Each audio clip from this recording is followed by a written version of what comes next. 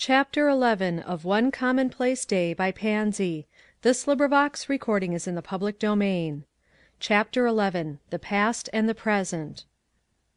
To attempt to give you a description of the room into which Kate Hartzell stepped, toward the close of a dull November day, would be quite beyond my powers; and yet certainly you ought to have some idea of it, if you are going to be interested in the human beings who called it home. It was simply a hovel. The predominant thing was filth. The two small paned windows had lost, between them, above and below, 7 lights of glass. Outside, a drizzling rain was falling, and sometimes the wind roused itself and sent spiteful gusts in at the broken windows. A weak attempt had been made to keep the intruder out by stuffing an old hat, and an old towel, and a wad of brown paper, and, in one instance, a rusty and leaky tin pan, through the apertures.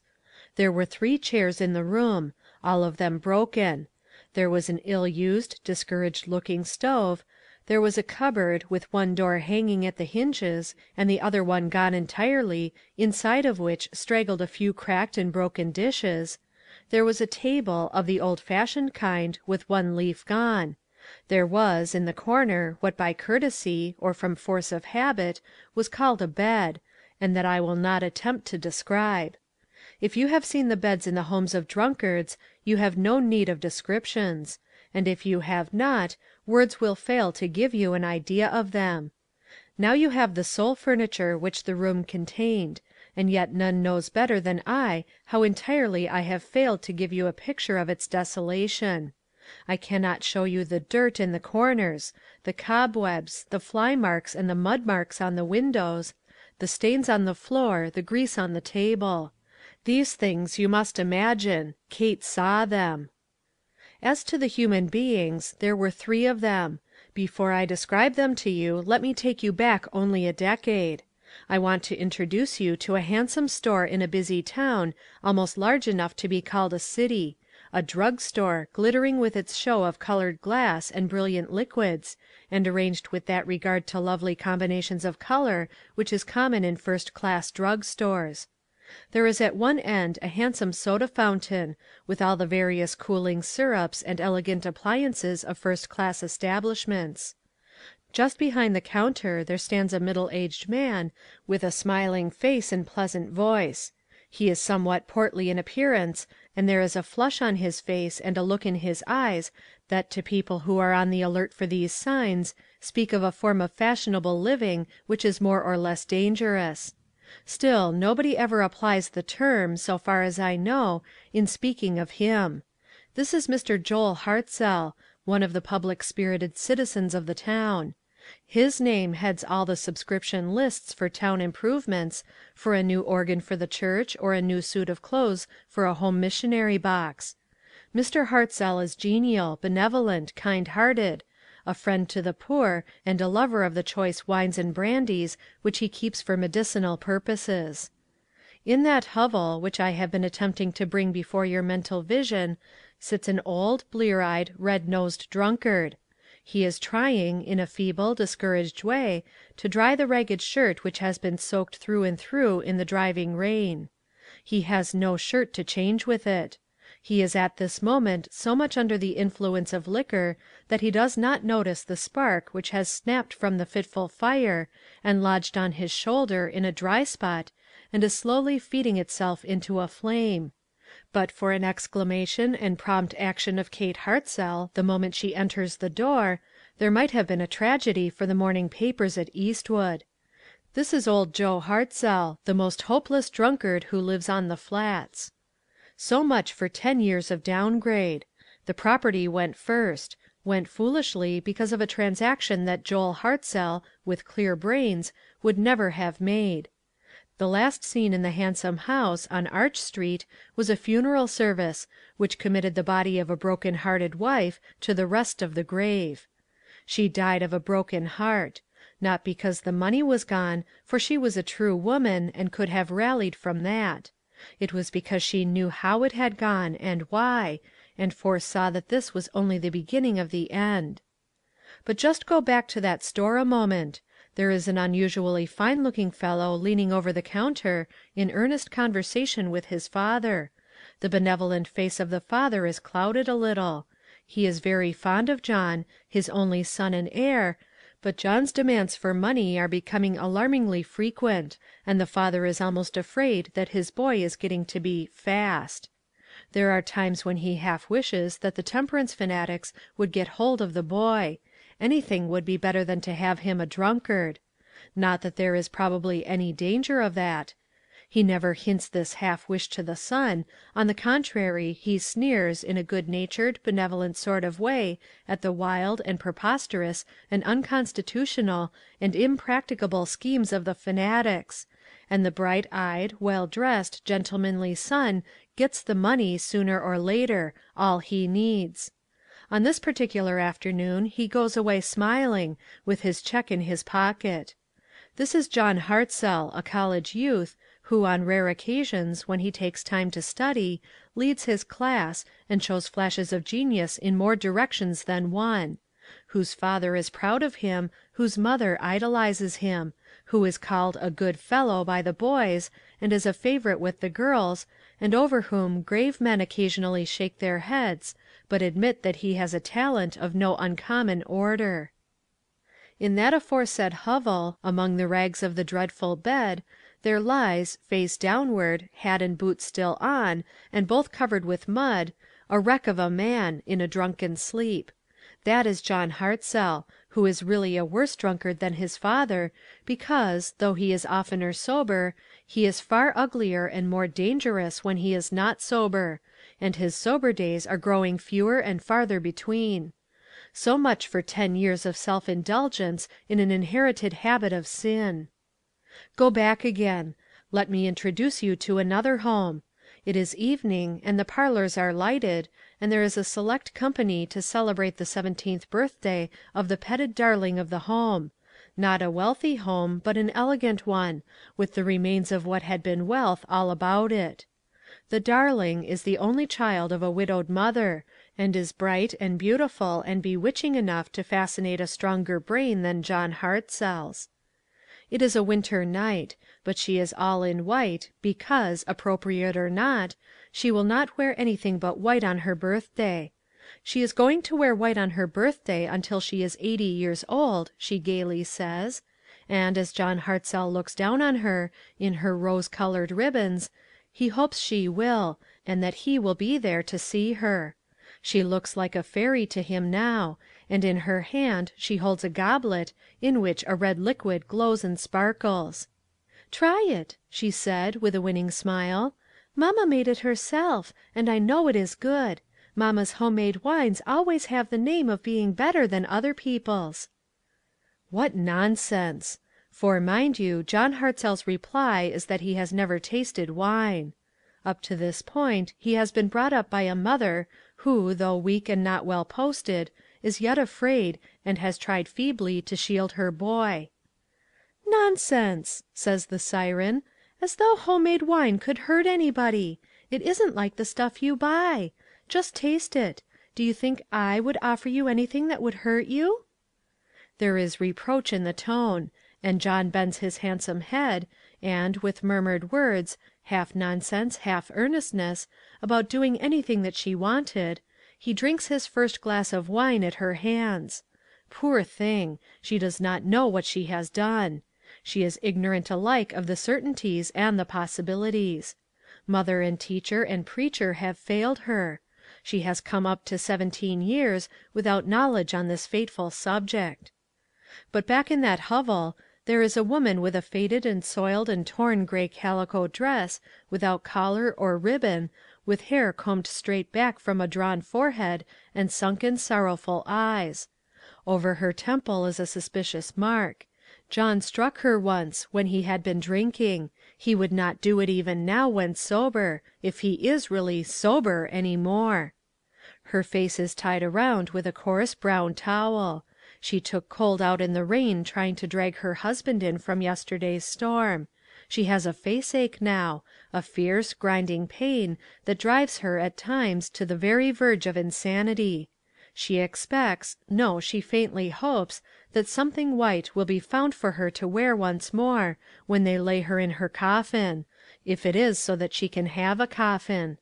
For she believes that somebody beside John will have to pay for it if she does. And this is the white-robed fairy in rose-colored ribbons! So much for a few years of reaping one's own sowing. What if the sowing was in ignorance? The harvest is just as sure. Where is the weak and wickedly ignorant mother?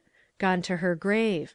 Thank God, that so many, even of the mistaken mothers, are covered by the grave before the harvests of their sowing are fully ripe. One does not want mothers to suffer, if it can in any way be helped. So now you know the people on whom Kate Hartzell looked that afternoon when she came home to stay. Kate Hartzell, who had been only 8 years old when her mother died and the wreck came to the household. There had been a widowed sister of the mother who had carried her away and had brought her up in neatness and poverty, and taught her to sew on the dresses which she was forever making, and to read and write and cipher as far as she herself was able to take her, and to hate rum and all its belongings and suggestions, and then had died suddenly and left her to hunt out the father who had buried his manhood in this far-away town of Eastwood, and was known in the town only as Old Joe Hartzell, another drunkard from somewhere, who had come to live on the Flats. Kate had been only a few weeks in the dreadful home when Mrs. Copeland's curious eyes had sought her out, and Mrs. Copeland herself had embarked on a benevolent venture which had speedily brought her large returns, until that fateful day when she planned and executed a holiday for her faithful helper, and Kate had gone and returned with new ideas which had worked her mischief, until now it had culminated on this dreary afternoon. Kate had come home with a package under her arm, and her trunk was to follow her. She had tried to compromise. She had asked to go twice a week to the Flats, spend an evening with her sick and sorrowful sister-in-law, try to get an influence over her dreadful father and worse brother, and to help them in what ways she could. No, Mrs. Copeland would have none of it. There should be no running back and forth from the Flats to her house. She would have in her home no girl who would have anything to do with such a disreputable locality. She had rescued Kate and had been glad to do it, but now if Kate preferred that sort of society, she must make her choice. It was all romantic nonsense to talk about helping or influencing such as these. They were beyond help, and Kate was a young girl who had been respectably brought up, and should keep herself clean at all hazards. And Kate had steadily held to her new ideas, and had gone. Yet how glad she would have been to have felt free from responsibility concerning them. More glad than Mrs. Copeland could imagine. The bare remembrance that she was related to such a home as she knew that one to be, filled her with loathing. She would have been glad to forget it. When she first heard of the homecoming of the brother and his wife, there had been a gleam of hope that things would be changed for the better. It took but a few weeks to determine that they were much worse. Her visits to the house were at first few and far between, and then ceased altogether. She had bitterly blamed her brother's wife. Why, being a woman, with such a husband to care for her, had she allowed the miserable home to fall into even a worse state than she found it? Why did she not at least sweep the room and wash the floor, and make the miserable rags with which she had to do, passably clean? Thus much even she had tried to do during the few weeks that she had spent there with her father. She always shuddered when she thought of those weeks. "But I," she would say to herself, "did not have John to help me." And it took 3 different visits when she came in contact with him at his best, before she learned to fully realize the fact that John Hartzell was a wreck. She remembered the handsome young man so well. Of late, watching him often, as he reeled by, and taking counsel of her few weeks of bitter experience in a drunkard's home, and with wide open eyes going over the experiences of her few visits there, since she left it, her heart had grown less hard toward her sister-in-law. She remembered that even sweeping could not be done without a broom, and that brooms cost money. Washing called for soap, Or, failing in that, certainly water. She remembered with a pang how far the water had to be brought. What if John refused to bring it? There was another point which she thought of later. How were clothes to be washed, even though soap and water and a vessel in which to wash them were at hand, if there were none with which to cover the bodies while the cleansing was going on? Oh, there were problems connected with this story of the filthy habits of the poor which had never entered Kate's mind before, and which has not apparently entered the minds of older heads than hers. Kate's aunt had been poor; she had made common dresses for busy people, who had no time to make their own, and little money with which to pay others, and for fashionable people, who had too many ways for their money to be willing to pay other than the most meagre prices for common dresses; and economy, rigid and vigilant, had been necessary to the widow and her adopted child. But there is poverty and poverty, and Kate Hartzell had known nothing about its worst phases until she became an inmate of her father's house. Mrs. John Hartzell looked up at her entrance; a dull, hopeless look; there was no lighting of the heavy face at sight of her; there had been no sympathy between these two. But the very fact that Kate had begun to study how she could help had opened her eyes to the knowledge that there were difficulties great, and perhaps insurmountable, against doing anything. This awakened pity and sympathy for her sister in law. "Well," said Mrs. John Hartzell, "what now?" The tone said more than that. It questioned what this fine lady would want here. It resented her having come to spy out the nakedness of the land. "Annie," said Kate, laying down the bundle she carried and going close to her sister in law, "I have come home to stay, and to help save these two. Let us take hold, you and I, and do it." I can give you no conception of the force in her voice, intensified, probably, by the fact that it was sunk into a whisper. The wan-faced woman looked at her for a moment, startled as one might have been over the words of a maniac; wonder and doubt and fear and a curious little quiver of hope trembling through the maze, and then her lips, which had long been schooled to a certain kind of self-control, began to quiver. Suddenly she pressed both hands to her face and burst into such a passion of sobs as Kate had never heard before. Those words of hers were the first sympathetic and at the same time hopeful ones that the poor woman had heard in 5 years. Old Joe Hartzell turned himself slowly around in his rickety chair, gazed with bleared eyes on the two, the broken, ragged, forlorn woman, her face buried in her hands, her whole form convulsed with the excess of her emotion, and the fair young girl in her neat dress and hat and gloves, with such a look of pity and resolve on her face as might have given even old Joe a gleam of hope had he been sober enough to read the language. But all he said was, "What's the row now? There's always something. Women are all the time making an everlasting row." Chapter 12.